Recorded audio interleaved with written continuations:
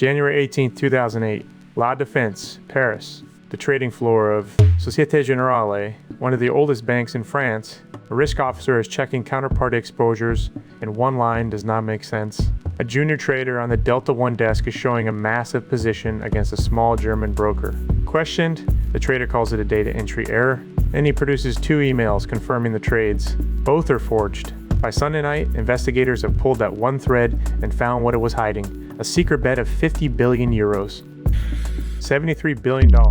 Built alone by a man earning 48,000 euros a year. The bank itself is worth 35 billion.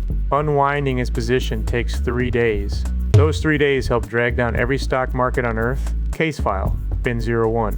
The trader who hid $73 billion in his own bank. The obvious version of the story is a gambler. A trader losing money, hiding the loss, doubling down, spiraling. That is the story everyone assumes. The court record says something stranger. For most of 2007, Jérôme Kerviel was not losing money. He was winning. By the end of the year, his secret trades had produced a hidden profit of 1.4 billion euros. A 30-year-old earning less than 50,000 a year had quietly made his bank about 1.5 billion, and he could not tell anyone. Every euro of it came from trades he was forbidden to make at a scale he was forbidden to touch, concealed by methods that a court would later read out as criminal charges. And here is the problem with a hidden profit of 1.4 billion euros. You cannot spend it. You cannot report it. You cannot even leave it alone, because a number that size, sitting in the books of a mid-level desk, is a siren. So, it stayed buried. What he wanted in exchange was something almost ordinary, a bonus. He asked for 600,000 euros. The bank penciled in 300,000. He never saw a cent of it. To understand how a billion euro win destroys a bank, you have to go back to the beginning. Not to a trading floor, to the back office. Jérôme Kerviel did not come from the places French traders usually come from. No elite school, no family in finance. He grew up in Pont-l'Abbé, a small town in Brittany, where his mother ran a hair salon.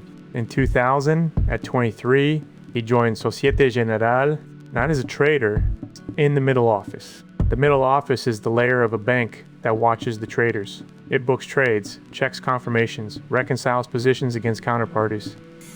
It is the control system, staffed by people the trading floor rarely notices. For 5 years, that was his education. He learned when the checks ran, he learned what triggered an alert and what did not. He learned which trades demanded confirmation from the other side and which kinds the system would wait on patiently. Pending trades, internal trades, quiet corners. In 2005, he crossed the wall, promoted to the Delta One desk as a junior trader. Delta One was not a casino desk. Its mandate was arbitrage, paired positions on European stock indexes, built a profit from tiny pricing gaps. Buy one thing, sell its twin, pocket the difference. Hedged exposure, small limits. Even in 2007, his fixed salary was about 48,000 euros. The first crack appeared within months. In the summer of 2005, he took an unauthorized short position on Allianz, the German insurer. No hedge, no approval, just a bet that the stock would fall. On July 7th, bombs went off in London. Markets fell. The forbidden bet made about €500,000. The control caught it after the fact. He was warned, and that was all. He now knew exactly how the bank watched its traders, which meant he knew exactly how it didn't. The method, as the Paris court would later describe it, had 3 parts. Part 1, the fake hedge. Every real position he took was paired in the books with a fictitious one pointing the other way.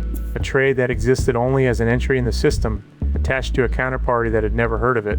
On screen, the 2 canceled out. The desk looked flat. Part 2, the deletion. A fake trade could not be allowed to reach the moment where the bank asked the other side to confirm it. So before each control window came around, the fake was canceled, and a fresh one was booked after the window passed. The real position was there all along. On paper, it only existed between checks. Part 3, the paperwork. When someone asked anyway, the answer came as confirmation emails. The court found him forged. That is the machinery he was convicted of operating: breach of trust, forgery, unauthorized use of the bank's computers. Now run the tape of what the machine carried. 2005, €500,000 on Allianz, and a warning. Through 2007, he built short positions, betting against the market. As subprime cracked and banks wobbled, the hidden book grew to 30 billion euros. His shorts printed money. When he closed them, The concealed profit came to $1.4 billion. Alerts fired along the way. The bank's own internal audit, codenamed Mission Green, would later count 75 of them, raised, queried, and explained away.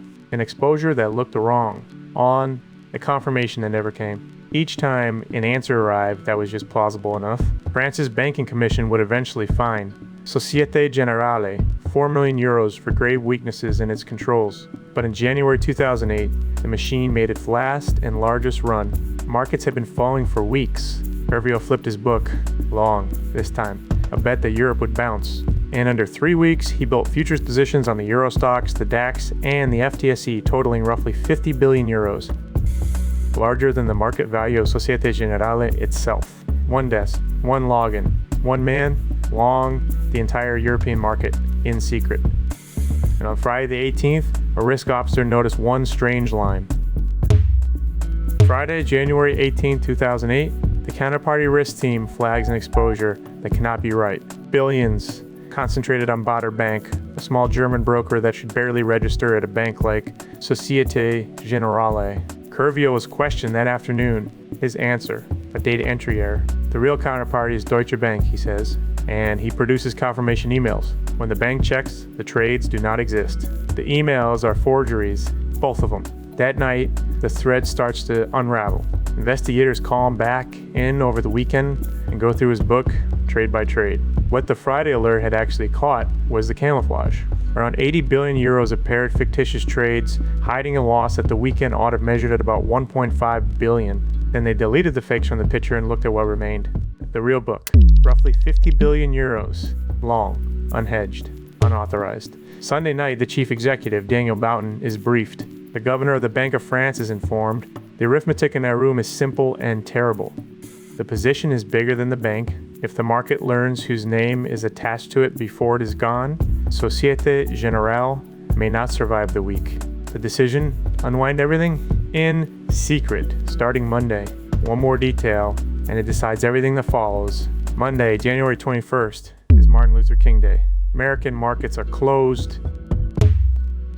Monday, January 21st, 2008, with New York closed, Europe has no anchor. Asia opens deep red. Europe follows it down. Frankfurt loses more than 7%. Paris falls nearly 7%, its worst single day since September 2001. Into that falling market, Societe Generale begins to sell. 3 sessions, as fast as the rules allowed. The bank has always maintained that its selling stayed under 10% of market volume. Nobody trading European futures that week knew who the giant seller was or why. Tuesday morning, before New York even opens, the Federal Reserve does something it had not done in 7 years. An emergency cut decided between meetings. 75 basis points, the biggest single cut in decades. The Fed is reacting to what it can see, a global market in free fall. What the Fed cannot see is that part of the selling pressure that week is one French bank quietly force-feeding 50 billion euros of one trader's secret positions into a panicking market. The world's most powerful central bank made an emergency decision inside a storm without knowing one of the hands stirring it. By Wednesday evening, the position is gone. The damage is counted. The unwind itself has lost more than 6 billion euros. Set against the vanished 1.4 billion profit, the net damage comes to 4.9 billion. Thursday, January 24th. Societe Generale calls a press conference and tells the world 3 things at once. A 4.9 billion euro trading loss, the largest rogue trading loss in history. 2 billion more written down on subprime. And an emergency capital raise of 5.5 billion euros to stay standing. The world meets the man in a single phrase, repeated in every headline. Junior trader.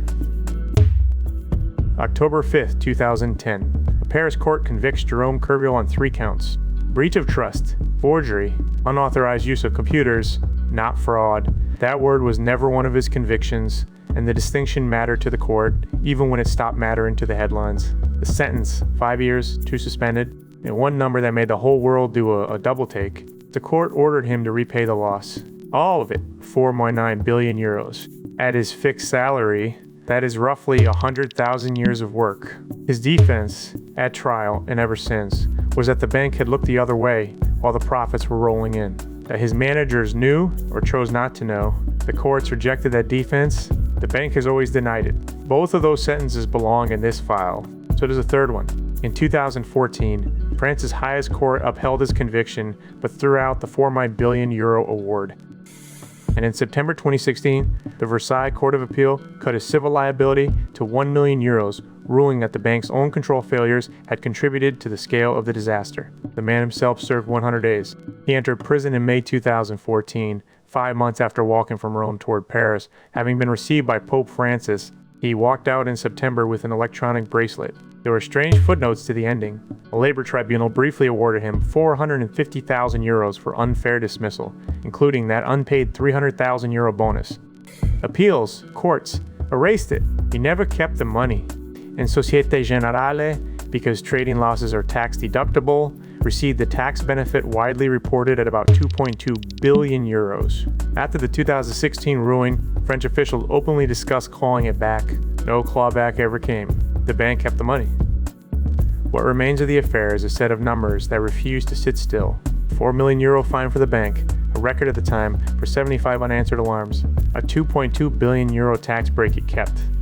A €49 billion loss, with exactly one man convicted for it. The chief executive was gone within 18 months. The bank survived, was fined, recapitalized, and moved on. Jérôme Kerviel, the man who once quietly held a position larger than his own bank, works an ordinary job outside finance's front lines, and still, on occasion, gives interviews insisting the bank knew. The courts say otherwise. The file stays as the courts wrote it. Case Fin W01, closed.